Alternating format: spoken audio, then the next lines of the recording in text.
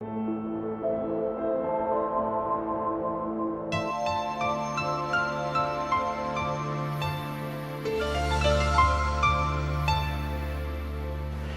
ты нашел себя, если ты полностью себя раскопал, если ты наконец понял, что тебе дает ощущение счастья, то есть гармонии с самим собой, не за счет других людей. Я счастлива, потому что меня любит эта женщина. Я счастлива, потому что меня любит этот мужчина. Но он разлюбит, и что, твое счастье кончилось? Так нельзя. Я счастлива, потому что у меня эта работа. Хорошо, эта работа исчезнет, и все. И ты уже несчастлив, ты же подневольный человек, тебя могут взять и убрать, тебя могут уволить, компания может обанкротиться, журналисты могут убрать с канала. И что, твое счастье закончится? Нет.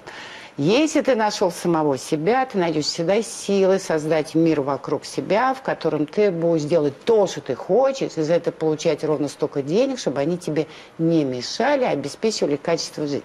Поэтому двигайся к себе, путь исчезает. Протягиваешь руки, если ты себя нашел, тебе все в руки валится. Удача, деньги. Но ровно такие, чтобы ты что, был счастлив, а не чтобы ты был богат. Это разные вещи. Я вижу огромное количество в России вот тех самых богатых людей. Знаете, я не замечаю у них ни на лице, ни в душе никакого солнечного света.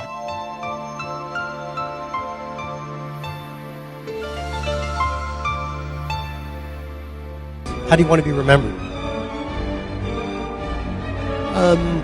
I don't know. I'd like to feel that I've lived life to its full, and I've hopefully made some difference. And I'm sure that's how all of us would like to have made a little bit of a difference in our lives.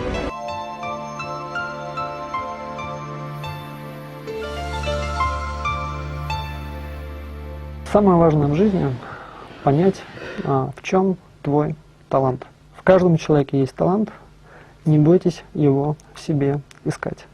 Не слушайте родителей, не слушайте школу, не слушайте институт, ищите свой талант. Ищите то, что вам нравится, и занимайтесь этим всю жизнь.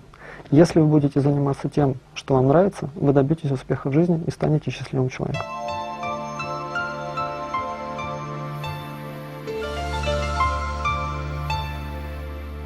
Я знаю, кто я.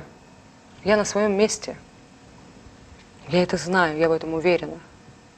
И в этом есть моя самая большая правда и сила. Уверенность. В том, кто я и что я.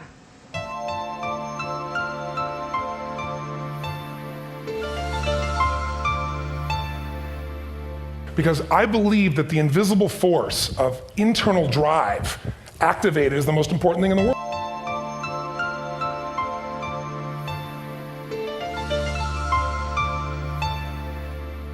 So how do I define success? Let me tell you, money's pretty nice. I'm not going to stand up here and tell you that it's not about money, because money is very nice. I like money. It's good for buying things. But having a lot of money does not automatically make you a successful person. What you want is money and meaning. You want your work to be meaningful, because meaning is what brings the real richness to your life. What you really want is to be surrounded by people you trust and treasure, and by people who cherish you. That's when you're really rich. So lesson one, follow your feelings. If it feels right, move forward. If it doesn't feel right, don't do it.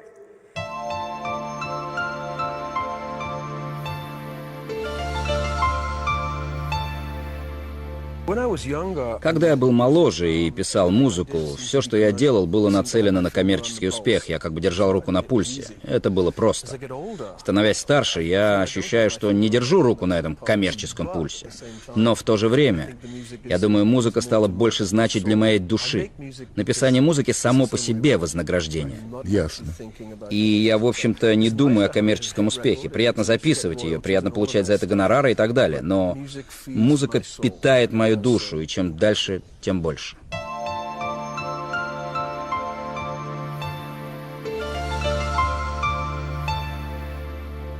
I just think that the next 20 years are going to be fundamentally different than the last 20 years.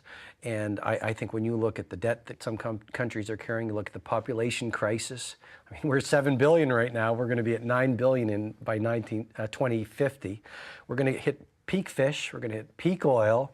And these are going to be some really, really challenging times. And I have a 17-year-old and I have a 15-year-old, Alan, and I'm really concerned about where the future is going. And so what I'm really trying to do is I'm trying to remind people that, yes, we're going to go into an age of intense disruption, which I think is going to dismantle a lot of structures, and then in the future it'll get even better after that. I'm just trying to remind people that ultimately life is about two things. It's about expressing your creative potential. I mean, we are born into this awesome potential, you know, not only to be Picasso and Steve Jobs, but to be great painters and great teachers and great police officers and great broadcasters and great moms and fathers. And a lot of us, the reality is we have just lost that connection to our creative potential. We had it when we were 5 years old and when we had a sparkle in our eyes, and we've lost that. And so, and one of the themes that you seem to explore here is that what kind of obscures that connection is our quest for things. Yeah. There seems to be not an anti-materialism, but a caution about materialism that runs through all of your work. I think so, and I don't think there's anything wrong with having a nice house and material things. But if you look at most people's gods seem to be things. And one of the things, and again, let's go to the research, a person who makes $5 million a year is only incrementally happier than a blue-collar worker. Mm-hmm. You know, you've met billionaires, I've met billionaires. A lot of them aren't very happy. Money isn't going to give fulfillment. And I think the two things that are important, number one, connecting with your potential and growing as a human being through the course of your life, being curious. And number two, using your life, whatever your work is, whether you are a taxi driver or a police officer or an entrepreneur or a CEO, using your life ultimately to create value for other human beings so that when you get to the last hour of your last day, you've left the world better than you found it. And to me, that's the greatest source of fulfillment.